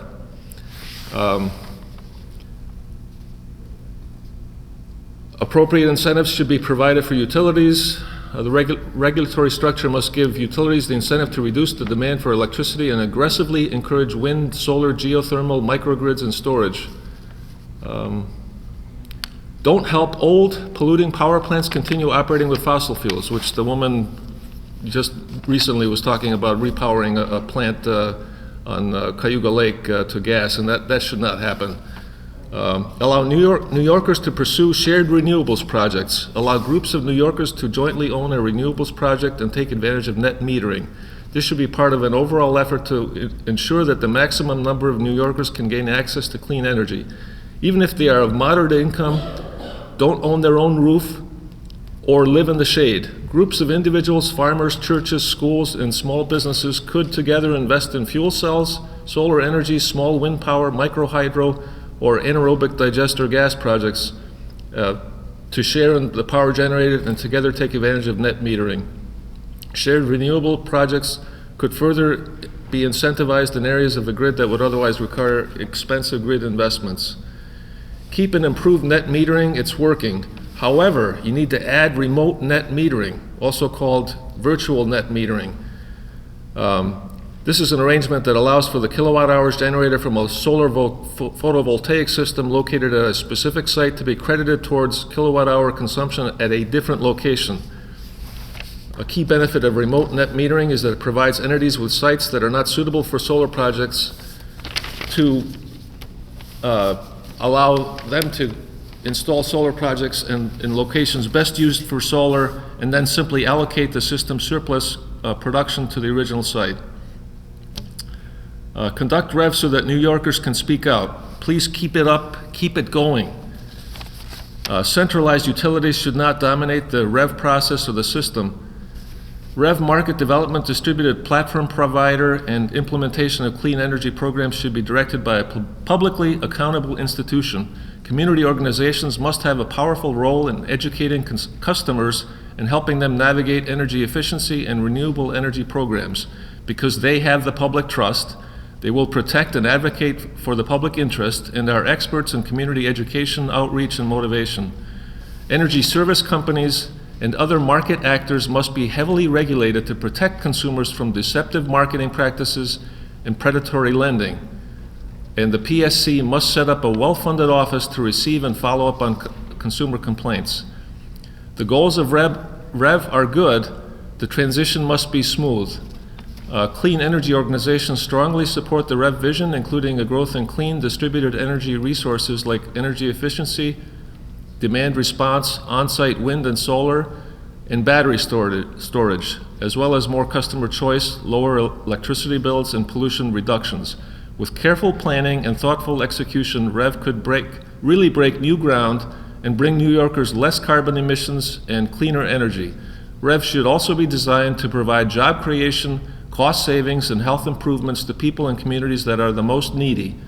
Every New Yorker should have access to the benefits of clean energy and efficiency improvements, regardless of whether a renter or a homeowner.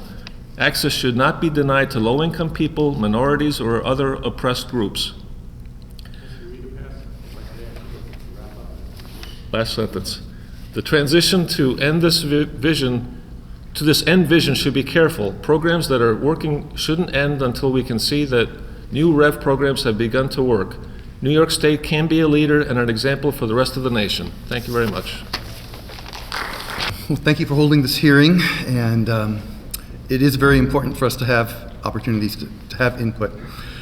There was a very interesting article from the National Academy of Sciences this past week on the potential for climate geoengineering to get us out of the mess we're getting ourselves into. If you have a dark sense of humor, you should just Google it and read the hundreds of newspaper article titles. People live in a lot of different universes. You can't believe they read the same article, same study. Anyway, the gist of this study was that there are no good solutions from geoengineering, that removing CO2 from the atmosphere once it's there, there are no cost-effective methods, technologies that exist to do that. There are cost-effective technologies for pumping the stratosphere full of reflective chemicals, and they were characterized as insanely, irresponsibly dangerous. Actions that would almost certainly have repercussions almost as severe as the symptoms they were designed to address. No reasonable person should do it, and they went on to say that given the irresponsible and insanely negligent energy policies of the world today, probably in 20 or 30 years we will be adopting some of these desperate measures to deal with the mess we've got ourselves into. So my point is really just that we rely on you and that your work is extremely important today. It's very important to get this right, and as renewables do penetrate further and further into the marketplace, and I agree with the speakers before me who have said that this needs to be a very dramatic and rapid and substantive penetration of 80%, not 20% in very near decades. That this is going to put challenges to the distribution system. And so I think it's very appropriate that REV is trying to look at these issues creatively and constructively and figure out how to make it happen. It's not clear, despite the positive language in the current document, that it really intends to push through the degree of change that we need. It is not really credible that the utility companies want to see penetrations of that magnitude. It's not hard to believe that a little bit of solar and a little bit of wind, taking the peak load off of air conditioning in the summer, is a good thing, even for the utility. So it's a win-win, and it's easy to incentivize and turn that over to a utility company and say, make this happen. It's not reasonable to think that the same utility company that also delivers natural gas is going to help incentivize the conversion of all those homes into super efficient electric heat pumps to replace that gas technology. It's just not reasonable that they are going to do that. So I think for those reasons, that aspect of the policy needs to be really rethought,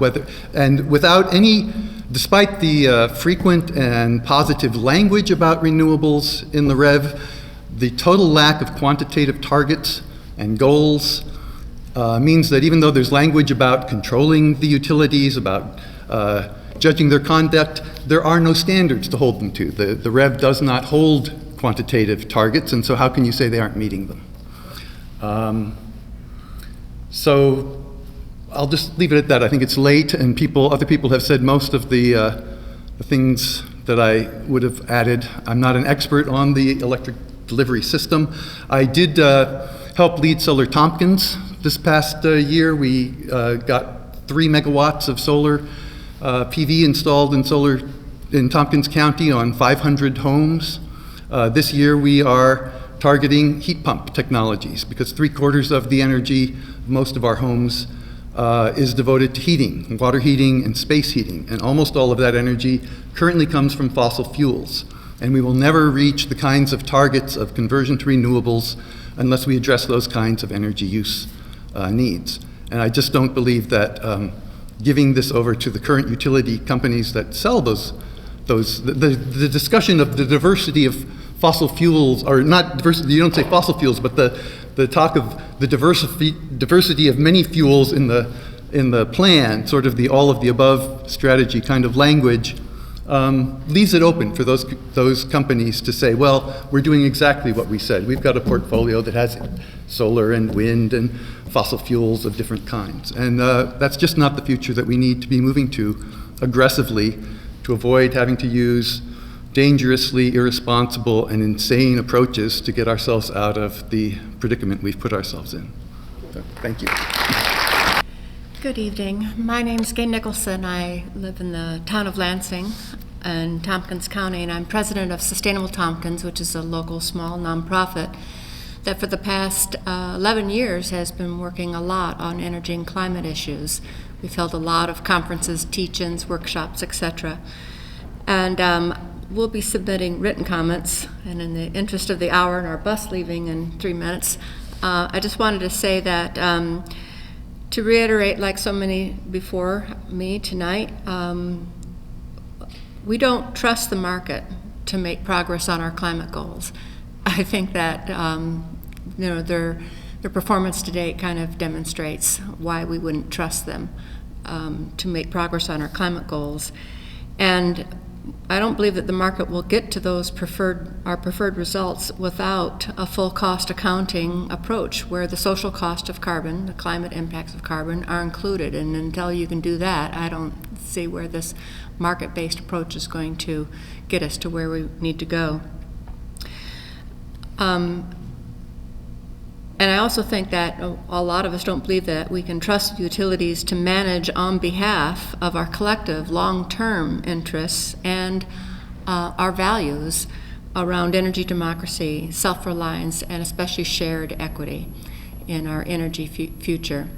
I don't see where entrusting the utilities with this role of the DSP will lead us to that. And earlier tonight in our conversation, we were talking about community groups maybe being, somehow contracted by the utilities to do some of this work, but I had to chuckle at that because so many of the community groups that are involved in the Working Group on Energy Democracy, et cetera, are in an adversarial relationship already with the utilities around some of these different projects that are going on in upstate. We're working to oppose a pipeline that NYSEG Iberdrola wants to put in, a distribution pipeline, and they've stonewalled and been extremely not transparent in the process. So I just don't think that your trust in the utilities is at all warranted in terms of reaching the goals that the public seeks. And I also think that it's obvious that we can't really trust the market to protect low-income community members or the sparsely populated regions of the state. So we'll send in our written comments. That's all. I just wanted to echo what a lot of others were saying tonight. I'm Judy Pierpont from Dryden, New York. I appreciate you being here to take our comments tonight. I'll echo many of the things that have been said tonight. The PSC's initiative for energy reform is bold and timely. Climate chaos is upon us, and at the same time, distributed renewable generation technologies are ready and developing quickly. With a well-conceived REV, we New Yorkers can meet the state's emissions goals, curbing both carbon dioxide and fugitive methane emissions. Many of us here tonight represent communities who are deeply concerned about climate change. We have been engaged, as Gay said, for many years already in efforts to influence state and national energy policy and to start changing energy use where we live. In 1 year, as Jonathan was saying, Solar Tompkins group buying program has doubled the amount of installed residential solar in Tompkins County. Energy use can change rapidly because the people are waiting for such opportunities. Revisioning is already a bottom-up grassroots project that can be built upon with education and adequate economic incentives. A system-wide change in energy generation and use can be accomplished by tapping into the willingness of the users to make the reform. They see the immediate necessity and the long-term economic advantages.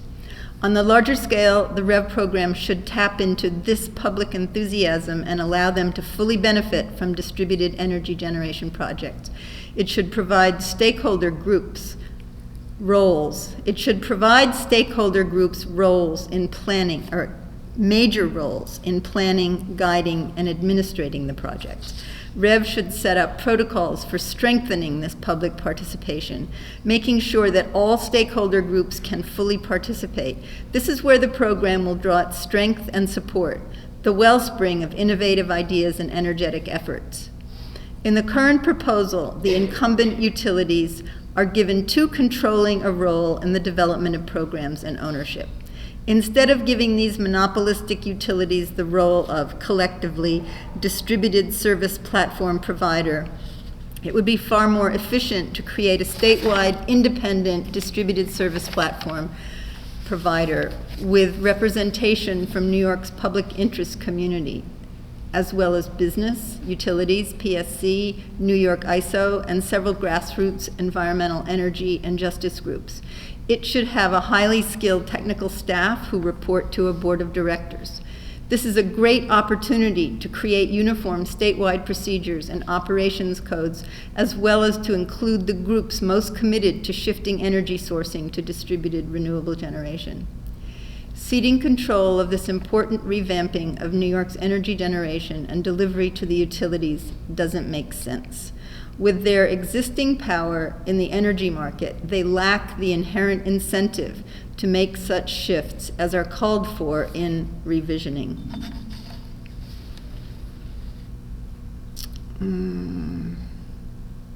I think that's where I'll end. Thank you so much. Hello, my name is Shams Harper, and I'd like to thank all our participants on both sides of the table for coming today, and especially our guests from outside of Binghamton, and welcome to our home. I would also like to thank the PSC for holding this meeting and offering us an ability to speak and open up a dialogue about these important issues.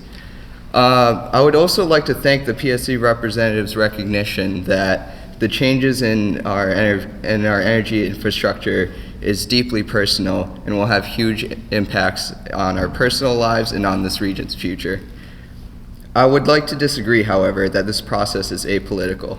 When the REV straw proposal privileges utilities companies' needs over the needs of New Yorkers, this matter is a deeply political choice, and it is a matter of energy justice.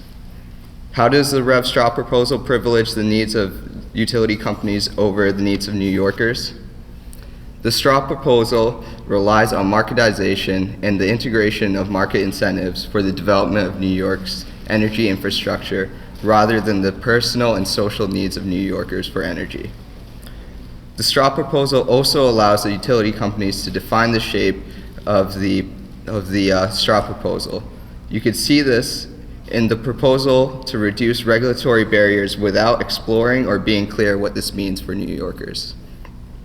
This sounds like further privatization of New York's energy system and more loss of accountability for New York citizens, especially the rural and the poor of New York.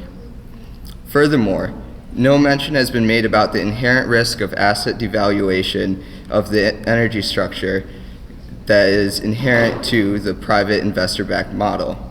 What would happen if, like in 2008, credit and investment slows down or momentarily stops? These risks cannot be adequately controlled or managed to reliably meet the energy needs of New Yorkers. REP proposals in the future need to address these concerns and communicate viable means for addressing these risks to the public. In order to meet the energy needs of New Yorkers, REV needs to take seriously and integrate the public's demands for a viable means for local and regional control and accountability. Energy cooperatives and municipal county control of the DSP are both ways where REV can meet the economic, social, and accountability needs of New Yorkers and not for shareholder companies. If these changes are made, REV will be in a position to encourage those least served by the current energy system to enjoy their rights to safe, green, and reliable energy. Thank you very much. I feel like there's nothing else I can add in terms of thoughts and ideas, but I thought I should say something. So I just want to let you know that my name is Raghav Kumar Goyal, or Raghav Kumar Goyal. I'm 24 years old and I live in Binghamton, New York. And yeah, I just wanted to let you guys know, Public Service Commission, that I'm here, that I go to school, and that, I try to do my best every day and call my mom every once in a while and do the things I have to do. And recently I've started praying, and every night before I go to sleep I pray to no one in particular for courage to do nothing in particular.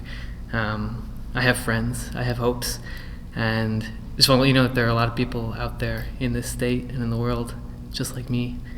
I'm 24 years old, and I just want to, something you guys already know, I'm sure, but I just want to let you know that the decision that you guys make is going to affect me and my friends and my community and my family every day for the rest of our lives. And I appreciate your coming out here and listening to things that we have to say, because I think it really matters. Thank you.